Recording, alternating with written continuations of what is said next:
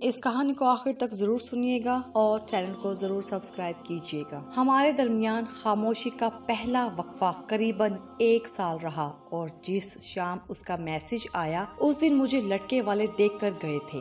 مجھے اچھی طرح یاد ہے میں تب اپنی جیولری اتار رہی تھی جب ڈریسنگ ٹیبل پہ پڑے فون کی سکرین ہیلو کے میسج سے جگمگا اٹھی، جو کہ ایک غیر محفوظ شدہ نمبر سے آیا تھا، مگر وہ نمبر غیر شناسا نہیں تھا۔ ایک مبہم سی مسکراہٹ میرے لبوں پہ رینگ گئی اور میرا ہاتھ فوراً کان میں موجود جھمکے کو جھولتا ہوا چھوڑ کر فون کی جانب بڑھ گیا۔ میں نے تیزی سے اس نمبر کو اپنے فون میں محفوظ کیا اور واٹس ایپ آن کر کے اسے وعلیکم السلام کا پیغام بھیج دیا۔ اسے نظر انداز کرنا تو میں کبھی سیکھ ہی نہیں پائی تھی اور اس سے خفا ہونا میرے بس میں نہیں تھا۔ یہ تو اس کی غلطی تھی جو اس نے میری خاموشی کا خول توڑنے میں 1 سال کا وقت لگا دیا، ورنہ وہ اسی لڑائی کی رات ہی مجھے منا لیتا تو میں مان جاتی۔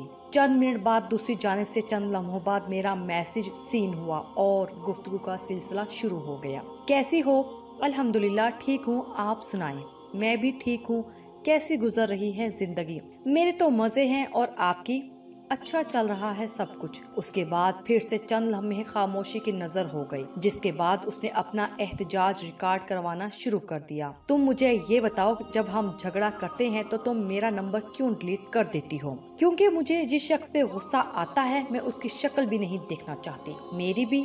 جی آپ کی بھی۔ غصہ نکالنے کے اور بھی بہت سے طریقے ہوتے ہیں۔ یہ کیا بات ہوئی کہ تم خود پہ خاموشی کا خول چڑھا کر بیٹھ جاتی ہو؟ اگر میں میسج نہ کرتا تم نے تو مجھے ساری زندگی میسج نہیں کرنا تھا، ہے نا؟ جی ایسا ہی ہے۔ پھر چند لمحے اس کی غصے سے بھری خاموشی نکل گئی اور اسی وقت میرے دماغ میں ایک شیطانی خیال آیا، شاید اس کو وجدان کا تعلق کہتے ہیں۔ میں آج صبح سے ہی آپ کو یاد کر رہی تھی اور دیکھیں آپ نے آج ہی میسج کر دیا۔ مطلب پورے سال میں تم نے بس ایک دن یاد کیا ہے مجھے؟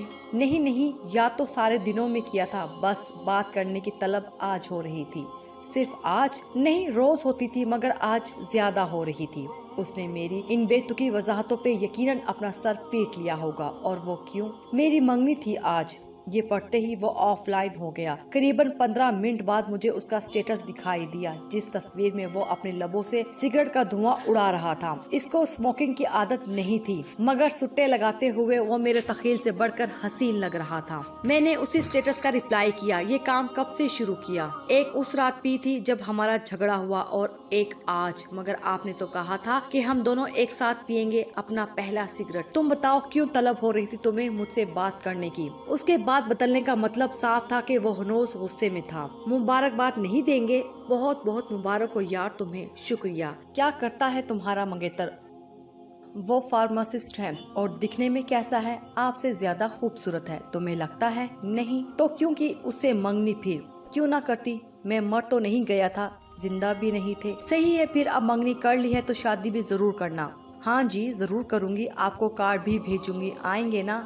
ہاں آ جاؤں گا۔ ٹھیک ہے۔ ویسے آپ نے میسج کیوں کیا تھا؟ تمہیں منگنی کی مبارکباد دینے کے لیے۔ اس کا غصہ بڑھتے دیکھ کر میں نے سچ ٹائپ کرنا شروع کر دیا، مگر اس سے پہلے کہ میں اپنی پوری بات لکھتی اس کا میسج موصول ہوا۔ ٹھیک ہے پھر، اللہ حافظ۔ میں نے کامتی انگلیوں کے ساتھ اپنا لکھا میسج مٹا دیا۔ اب تم کسی اور سے منسوب ہو، میرا تمہیں میسج کرنا مناسب نہیں۔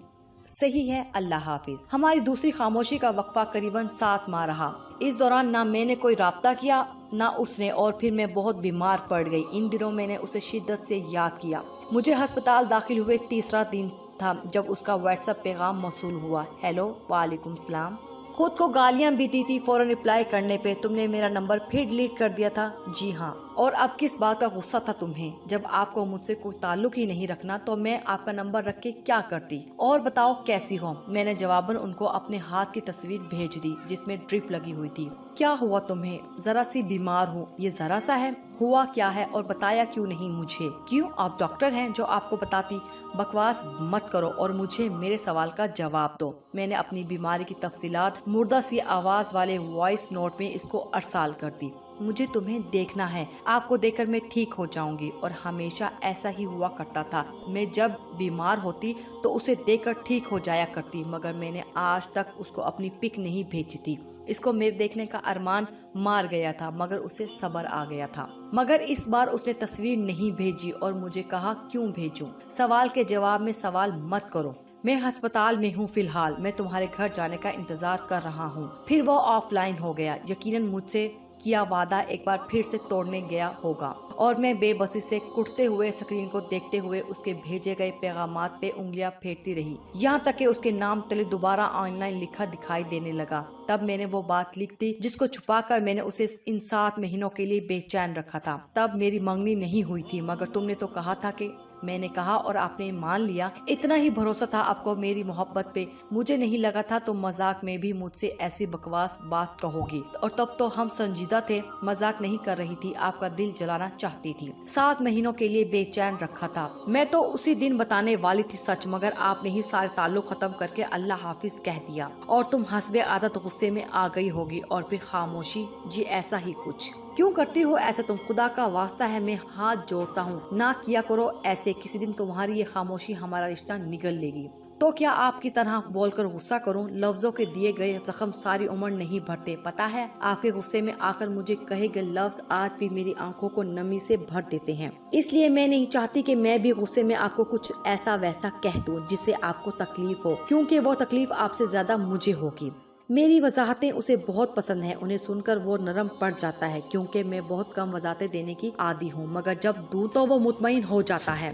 اگلے سال میرا ماسٹرز ہو جائے گا اور تب میں تم سے نکاح کر لوں گا۔ مجھے نہیں کرنا آپ سے نکاح تو تم مت کرنا، میں کر لوں گا، تم بس اپنے گھر بات کر لو یا اپنی امی سے میری بات کرا دو، میں خود ان کو منا لوں گا۔ نہیں، جو مرضی کہیں آپ، میں نے اب ماننا ہی نہیں۔ 5 سال کے تعلق میں 5 ماہ بھی بات نہیں کی ہوگی ہم نے، ساری زندگی خاک ساتھ گزاریں گے۔ تمہاری ہی خاموشیوں کی نظر ہوئے ہیں، نہ رہا کرو چپ، آپ نہ دلایا کرے غصہ، تم اتار لیا کرو مجھ پہ، نہیں اتارنا آتا کیا کروں؟ اچھا چلو میں سوری کر لیتا ہوں، اب مان جاؤ پلیز، آئندہ نہیں دلاؤں گا غصہ۔ میں صرف تمہارے ساتھ خوش رہ سکتا ہوں، تمہارے ساتھ زندگی گزارنا چاہتا ہوں، اسی لیے تو ہر بار پلٹ آتا ہوں، مجھے تمہارے علاوہ کوئی سکون اور خوشی نہیں دے سکتا۔ وہ محبت سے لبریز باتیں کم ہی کرتا تھا، اور جب کرتا تھا تو وہ مجھ پہ بہت گہرا اثر کرتی تھی۔